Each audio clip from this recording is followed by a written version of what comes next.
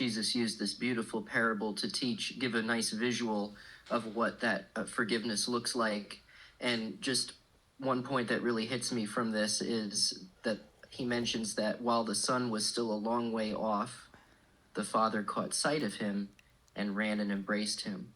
So you don't get this sense that the father saw him and said, well, look who's back, and waited for him to slink up to him to kind of, rub his nose in it a little bit. That is not at all how Jehovah feels.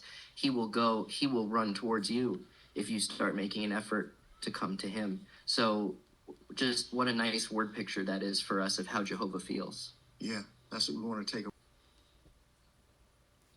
In many years regarding this parable, it was brought out that the father likely was always looking for him.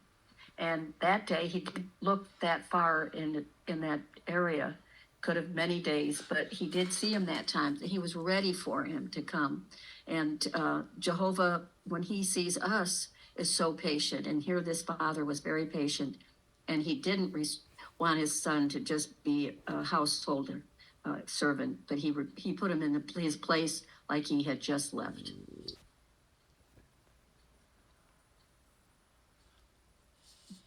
When his son returned, his father didn't put him on probation, saying, okay, you're back here now, so let's see how you handle this. Let's see how you do this, and then slowly give him back the rightful place that he had. So he restored him right to the place that he belongs. So when we're repentant to Jehovah, he will restore us right back to where we belong. And the son wasn't even looking for his place back in the family. He was just looking to be a servant of the household.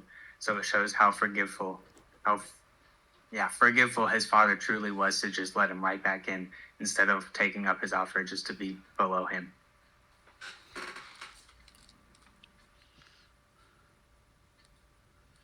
And the paragraph does mention that one quote there, that the son was lost and now he's found. So it's the same way Jehovah feels about his progeny, which is us, his sons of men. Most of us are just lost, and we just need to be found by Jehovah. And Jehovah is always there watching us, just ready to bring us back. Individuals that have sinned. Jehovah going out after ones and trying to help them to repent. It's amazing. It is absolutely amazing. And he is definitely touching our hearts with everything that he's doing to save our loved ones, to save those who feel that they may be a lost cause. So we appreciate that very much. Thank you again for your comment. That are becoming more prevalent in these last days. They have nothing beneficial to offer us. So we can reject these ones by not greeting or even associating with these individuals. But that's not all. And also, we also need to reject any of their literature, not read it. We need to refuse to watch any TV programs that may feature them, or even comment on any of their blogs that we may see on the internet. So, brothers, if you don't mind, if you could pull up that picture for me. Using some social media platform. So, there's probably a few things that he might be doing. For example, he could outright be viewing some inappropriate content, things that may go against Jehovah's morals and his standards. Or he could be looking at posts from false teachers, like we talked about earlier, who are trying to slander Jehovah's and his organization.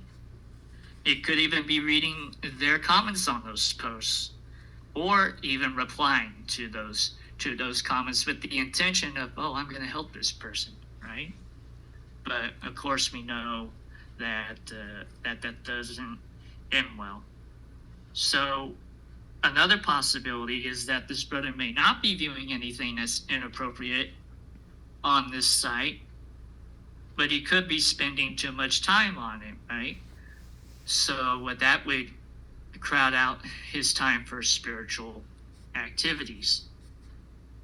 All these possibilities here can put this brother's relationship with Jehovah in jeopardy. Now, friends, I'm not saying that social media is a bad thing.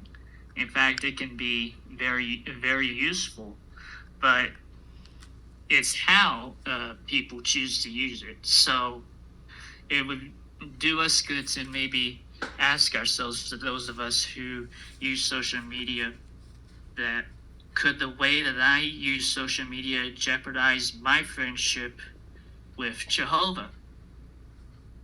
Well, if we see any areas of improvement, big or small, we need to make those adjustments immediately so that we don't put our relationship with Jehovah in jeopardy.